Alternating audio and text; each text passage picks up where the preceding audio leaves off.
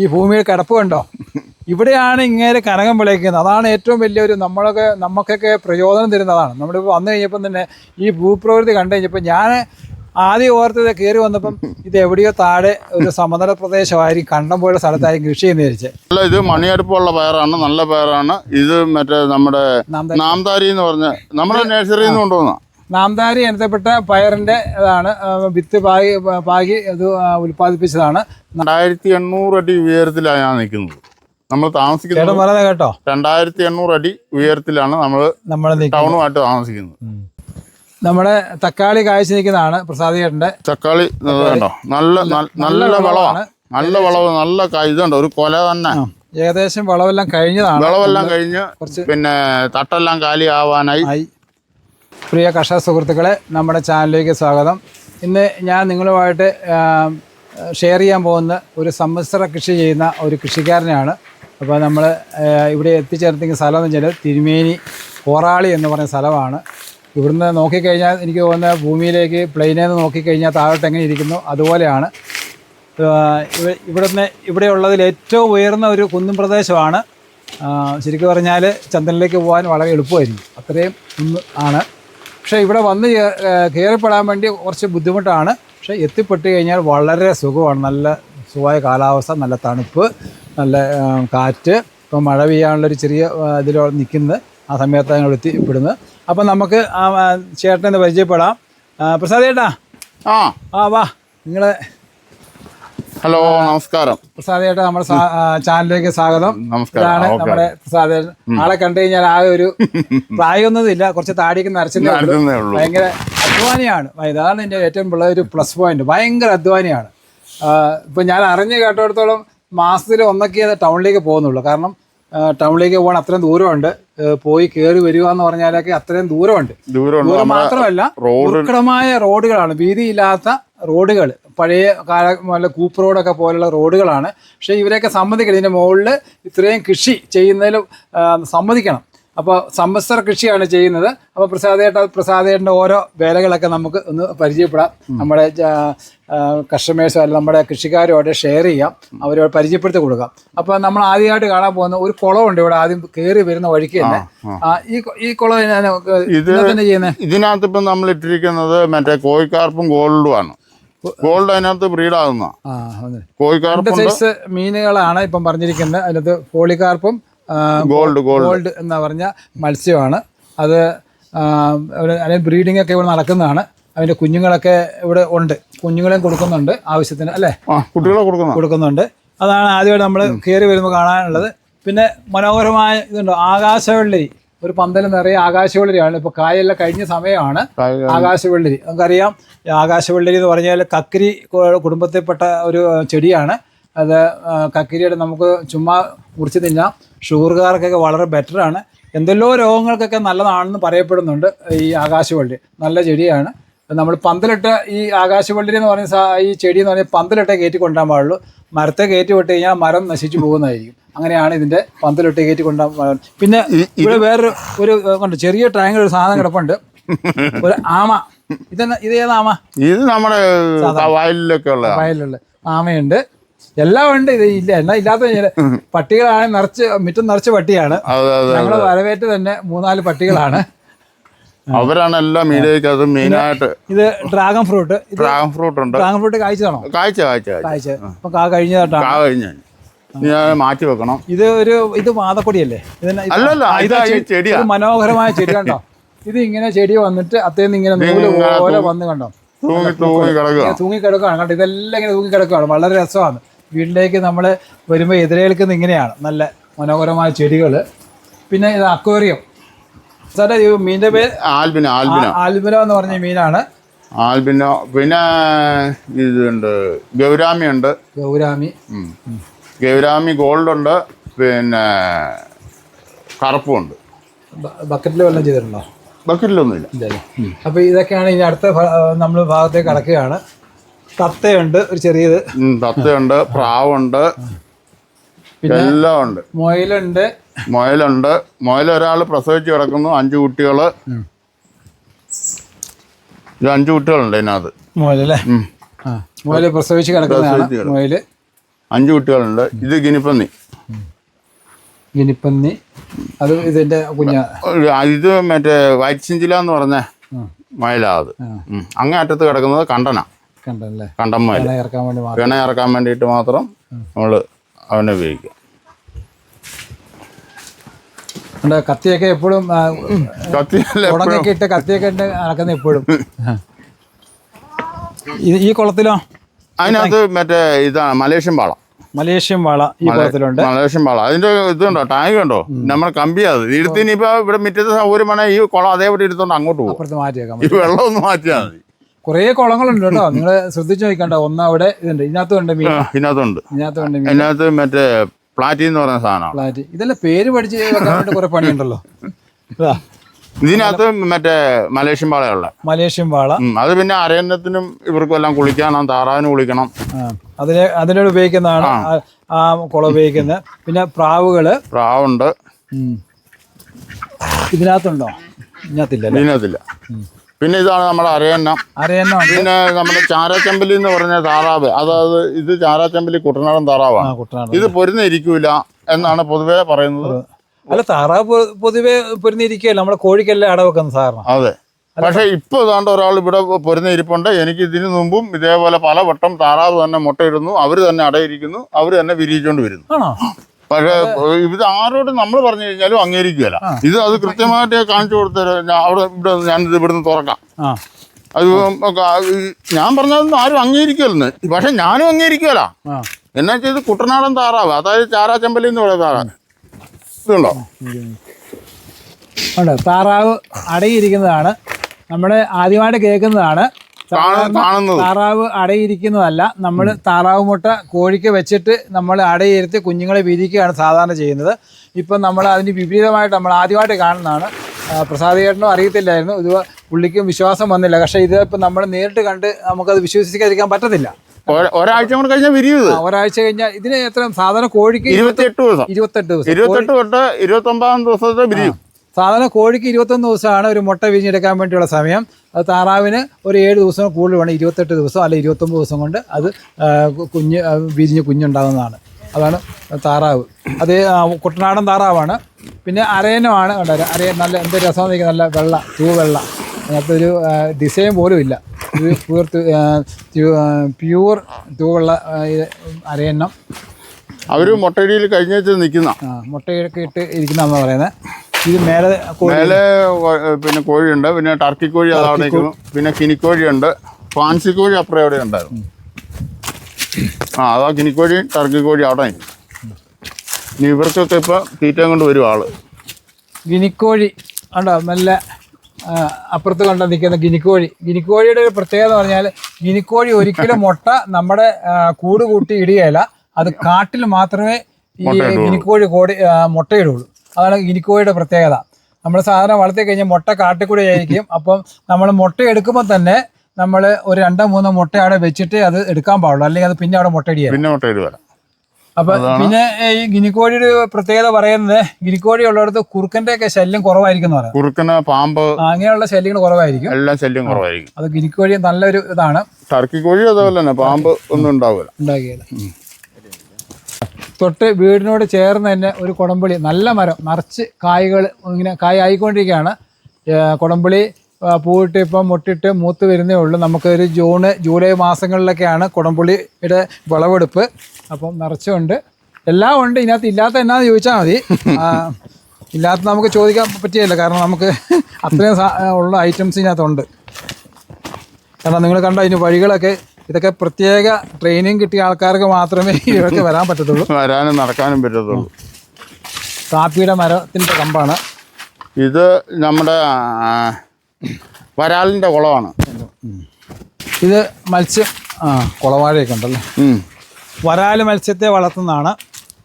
ഇതിനകത്ത് 1000 പീസ് കിടപ്പുണ്ട്.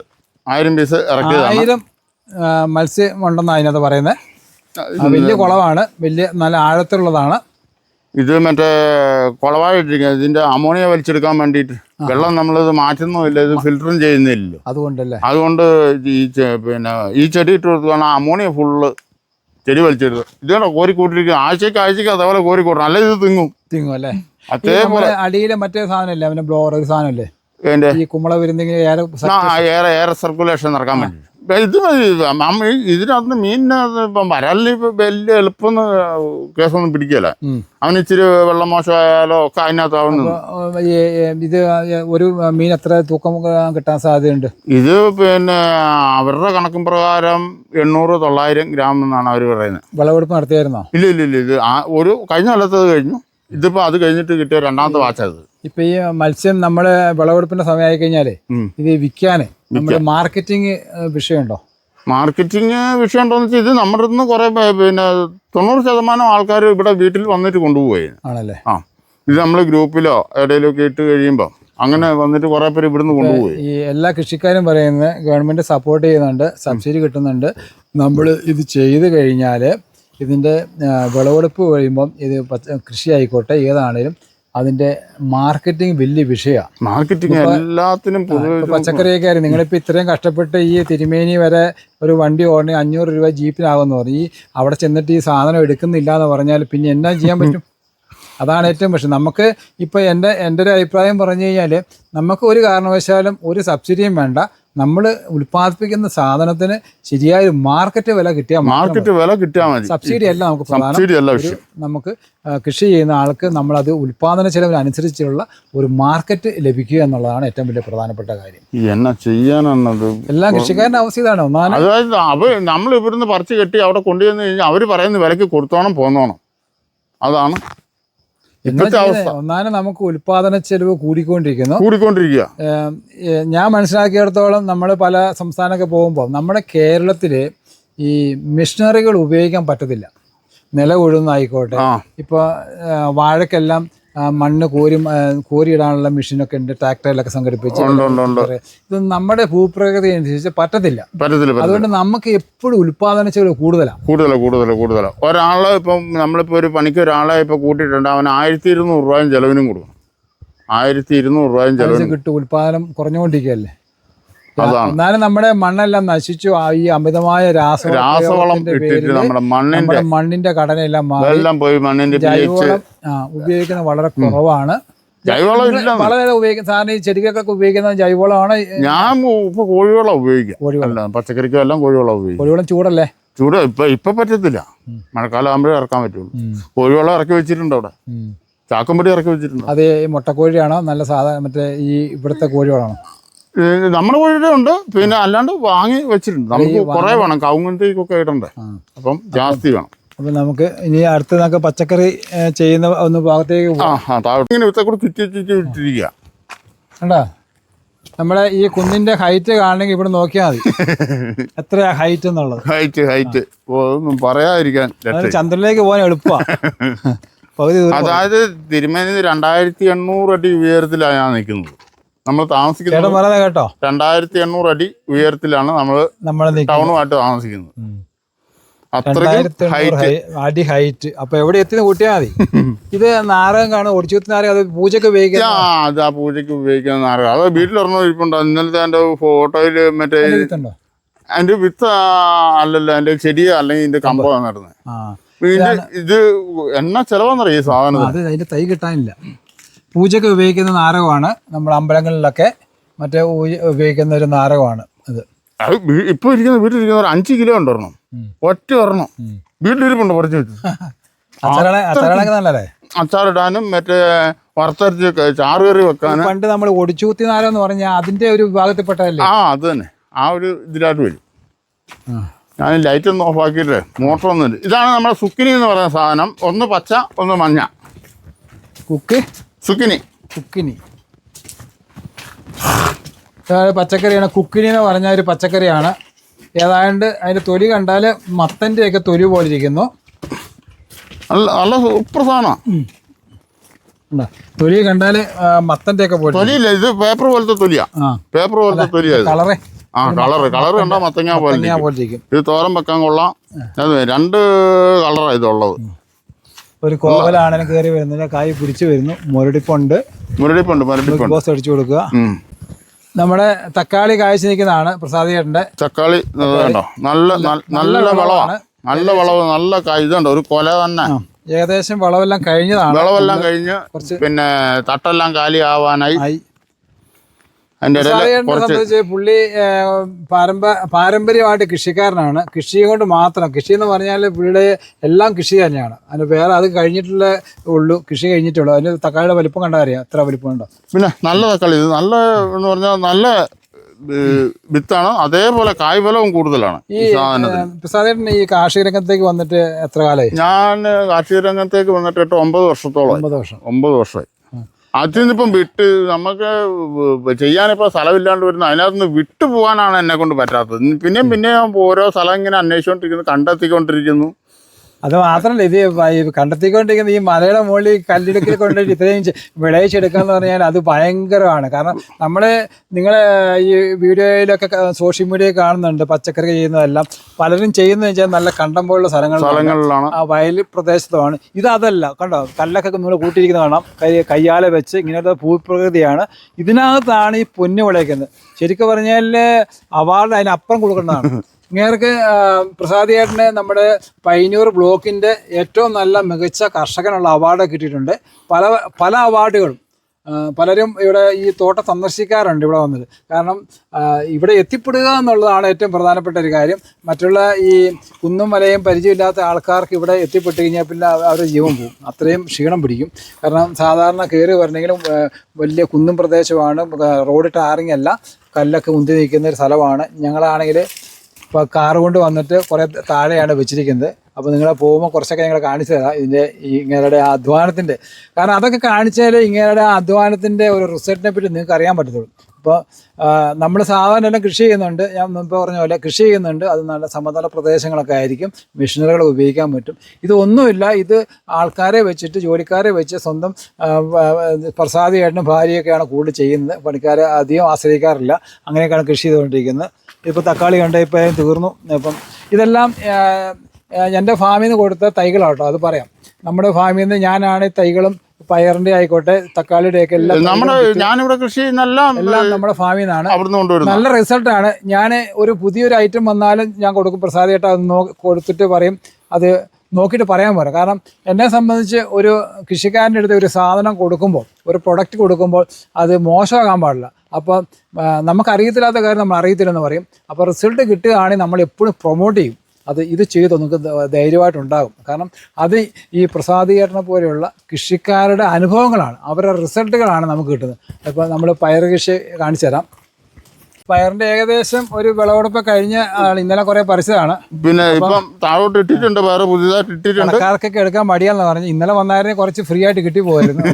പിന്നെ അവിടെ നിന്ന് എല്ലാം ഫ്രീ കിട്ടി, കാശ് ഇങ്ങോട്ട് തരാന്ന് പറഞ്ഞാൽ നമുക്ക് നഷ്ടമാണ്. കാരണം വണ്ടി ഓടുമ്പോൾ നല്ല ഇത് മണിയടുപ്പുള്ള പയറാണ്, നല്ല പയറാണ്. ഇത് മറ്റേ നമ്മുടെ നാംദാരി എന്ന് പറഞ്ഞ നമ്മുടെ നഴ്സറിയിൽ നിന്ന് കൊണ്ടുവന്ന നാംദാരി ഇനത്തിൽപ്പെട്ട പയറിന്റെ ഇതാണ്. വിത്ത് പാകി ഇത് ഉൽപ്പാദിപ്പിച്ചതാണ് നാംദാരി ഇനത്തിൽ. നല്ല വിളവാന്ന് പറയുന്നത്. സ്ഥിരമായിട്ട് പ്രസാദിയേട്ടൻ ഉപയോഗിക്കുന്നത് നാംദാരി ഇനത്തിൽപ്പെട്ട പയറിന്റെ തൈയാണ് ഉപയോഗിക്കുന്നത്. കണ്ടോ, നല്ല ഇത് സാധാരണ മീറ്റർ പയർ എന്നൊക്കെ പറയും. മീറ്റർ പയറല്ല, മീറ്റർ പയറിന് ഇറച്ചി കൂടുതലായിരിക്കും, വെള്ളം കൂടുതലായിരിക്കും, അതിന് രുചി ഉണ്ടാവും. ഇതിന് രുചി ഉണ്ടാവും. ഇത് മണിയെടുപ്പുള്ളത് കൊണ്ട് മണിയുണ്ടല്ലോ, മണിയുണ്ട്, അതുകൊണ്ട് രുചി ഉണ്ടാവും. ഇത് മണിയുണ്ട്, കണ്ടോ, അത് മണിയുണ്ട്. ഇന്നലെ എല്ലാം വീട്ടിൽ പൊളിച്ചിട്ടാണ് നമ്മളെല്ലാം കറി വെച്ചത്. അത് നല്ല മീറ്റർ പയർ സാധാരണ എല്ലാവരും പറഞ്ഞ് അരിഞ്ഞു വെക്കാൻ പറ്റും. അരിഞ്ഞു വെച്ചാലും വെള്ളമല്ല എന്നത്. പക്ഷേ ഞാൻ ആ സാധനം കൃഷി ചെയ്യാതെ അതിനറിയോ, ഈ കൃഷിക്കാർക്ക് ശരിക്കും പറഞ്ഞാൽ എല്ലാവരും എളുപ്പം നോക്കുന്നത്. ശരിക്കും പറഞ്ഞാൽ പയർ ഉപയോഗിക്കുന്നത് മണിയുള്ള പയറെ ഉപയോഗിക്കുന്നത്. നമുക്ക് വിറ്റാമിൻ കൂടുതൽ, പ്രോട്ടീൻ കൂടുതലുണ്ട്. അതിന് പയർമണി ഉണ്ടെങ്കിൽ അതിനകത്ത് പ്രോട്ടീൻ കൂടുതലുണ്ടാവും. മറ്റേ തൊലി മാത്രമേ നമ്മൾ അത് ആൾക്കാർക്ക് അറിയത്തില്ല. കാരണം ഇതാകുമ്പോൾ 2 പയർ അരിഞ്ഞു കഴിഞ്ഞാൽ നമുക്ക് ഒരു കറിക്കായി. അതുകൊണ്ട് ആൾക്കാർ കൂടുതൽ ഉപയോഗിക്കുന്നതാണ്. പിന്നെ ലോല എന്ന് പറഞ്ഞൊരു വിഭാഗത്തിൽപ്പെട്ട അതാണ് ഏറ്റവും കൂടുതൽ കൃഷി ചെയ്യുന്നത്. കഴിഞ്ഞ വർഷം ഏകദേശം 1 കിലോ പയർ വിത്ത് പ്രസാദിയേട്ടൻ എൻ്റെ അടുത്ത് വാങ്ങിയിരുന്നു. അതിൻ്റെ എല്ലാം വിളവെടുപ്പെല്ലാം കഴിഞ്ഞു. കേട്ടോ, നിങ്ങൾ നോക്കിക്കേ, ഈ കൃഷിക്കാരൻ്റെ ഒരു അവസ്ഥ നോക്കിക്കേ. ഈ ഭൂമിയിൽ കിടപ്പ് കണ്ടോ, ഇവിടെയാണ് ഇങ്ങനെ കനകം വിളയിക്കുന്നത്. അതാണ് ഏറ്റവും വലിയൊരു നമുക്കൊക്കെ പ്രചോദനം തരുന്നതാണ്. നമ്മളിപ്പോൾ വന്നു കഴിഞ്ഞപ്പം തന്നെ ഈ ഭൂപ്രകൃതി കണ്ടു കഴിഞ്ഞപ്പോൾ ഞാൻ ആദ്യം ഓർത്തത് കയറി വന്നപ്പം ഇത് എവിടെയോ താഴെ ഒരു സമതല പ്രദേശമായിരിക്കും, കണ്ടം പോലുള്ള സ്ഥലത്തായിരിക്കും കൃഷി ചെയ്യുന്ന വിചാരിച്ചത്. പക്ഷേ ഇങ്ങനെയൊക്കെ ശരിക്കും പറഞ്ഞാൽ നമ്മൾ പൂവിട്ട് പൂജിക്കണം, തുടിക്കണം. അത്രയും നല്ലൊരു അധ്വാനത്തിൻ്റെ ഫലമാണ് ഇവിടെ കിട്ടുന്നത്. ഒരു പയർ തറ എടുക്കണമെങ്കിൽ 1/4 മണിക്കൂർ വരും. കല്ലും കോപ്പും എല്ലാം പറക്കി, കല്ലെല്ലാം പറക്കി അടുക്കി വെച്ചിരിക്കുക. നമ്മൾ എല്ലാം ഇവിടെ താഴെ വഴുതനയുണ്ട്, ഇതൊക്കെ നമ്മൾ ഇത്രയും അധ്വാനിച്ചിട്ട് നമ്മൾ ഈ കല്ലും മണ്ണും നിറഞ്ഞ ഭൂമിയിൽ നമ്മൾ പണിയെടുത്ത് നമ്മൾ ഉൽപ്പാദിപ്പിച്ചിട്ട് ഒരു കച്ചവടക്കാരൻ്റെ അടുത്ത് കൊണ്ട് ചെല്ലുമ്പോൾ ഇത് വേണ്ട എന്ന് പറയുന്നൊരവസ്ഥ നോക്കി. നമുക്കിത് നേരത്തെ പറഞ്ഞാൽ സബ്സിഡി ഒന്നുമല്ല നമുക്ക് ആവശ്യം, നമ്മൾ ഉൽപ്പാദിപ്പിക്കുന്ന ഒരു വിളവിന് മാന്യമായ വില. ഇപ്പോൾ കഴിഞ്ഞ ദിവസം 15 വാഴക്കുല കൊത്തിക്കൊണ്ടുപോയിട്ട് അത് ഇവിടെ നിന്ന് പാടിച്ചാൽ വരെ പോയിട്ട് തിരിച്ചു കൊണ്ടെന്ന് പറഞ്ഞു. ഒന്ന് അവസ്ഥ ഓർത്ത് നോക്കിയേ ആ കൃഷിക്കാരൻ്റെ അവസ്ഥ. ഞാൻ പറയാറുള്ളത് പോലെ നമ്മുടെ ഇവിടുത്തെ വ്യാപാരി സമൂഹം ഒന്ന് ശ്രദ്ധിക്കേണ്ടതാണ്. നമ്മുടെ നാട്ടിലുള്ള കൃഷിക്കാരുടെ ഉൽപ്പന്നങ്ങൾ നിങ്ങൾ കുറച്ചെങ്കിലും വാങ്ങാൻ തയ്യാറാവുക. ഈ നിങ്ങളിപ്പോൾ ഇത്രയും ഭാഗത്ത് ഈ കുന്നിൻ്റെ മുകളിൽ കാട് പിടിച്ച് വനം പോലുള്ള സ്ഥലങ്ങളാണ് ഇവിടെ എല്ലാം ഞാൻ കയറി വരുമ്പോൾ കാണുന്നത്. ആ വനമാണ്.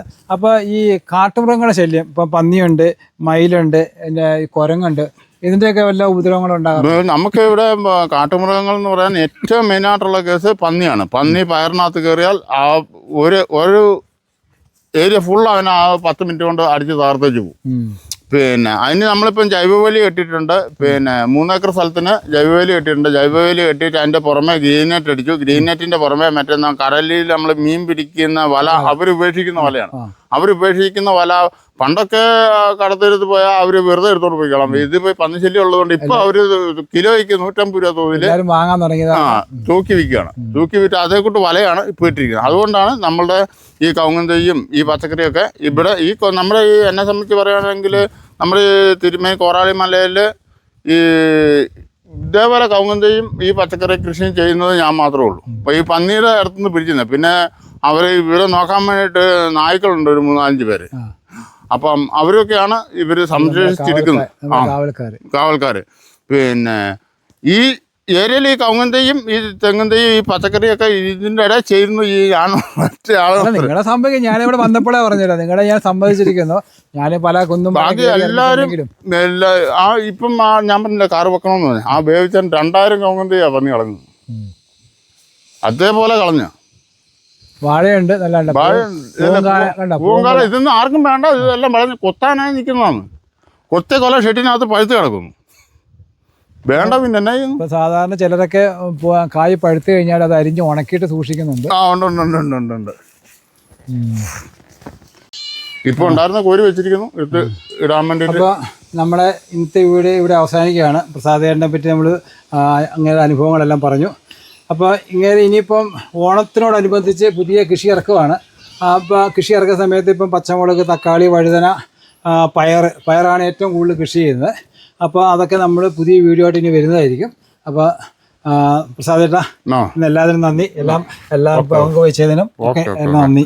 എല്ലാവരുടെയും വിശേഷം എല്ലാവരും അറിഞ്ഞിരിക്കട്ടെ. അങ്ങോട്ടും ഇങ്ങോട്ടും അറിഞ്ഞിരിക്കുവാണെങ്കിൽ നമുക്ക് കൃഷിയിൽ വല്ല മാറ്റം വരുത്തണമെങ്കിലോ എനിക്ക് മാറ്റം വരുത്തണമെങ്കിലോ അതെങ്കിൽ ഇപ്പൊ ഈ വീഡിയോ കണ്ട് പലരും പല കാര്യങ്ങളും ചോദിക്കും, അനുഭവങ്ങള് നമ്മൾ അതിന്റെ സംവിധാനം ഒരുക്കി കൊടുക്കും. കാരണം സംശയങ്ങൾക്ക് മറുപടി കാര്യങ്ങൾ ഇപ്പൊ നിങ്ങളെപ്പോലുള്ള ആൾക്കാർ പറയുന്നതാണ് ഏറ്റവും കൂടുതൽ എഫക്റ്റീവായിട്ട് കൃഷിക്കാർക്ക് നമുക്ക് അനുഭവം മനസ്സിലാകുന്നത്. അതാണ് ഏറ്റവും. അപ്പം വീണ്ടും ഒരു വീഡിയോ കാണുന്നവരെ ബൈ, നമസ്കാരം.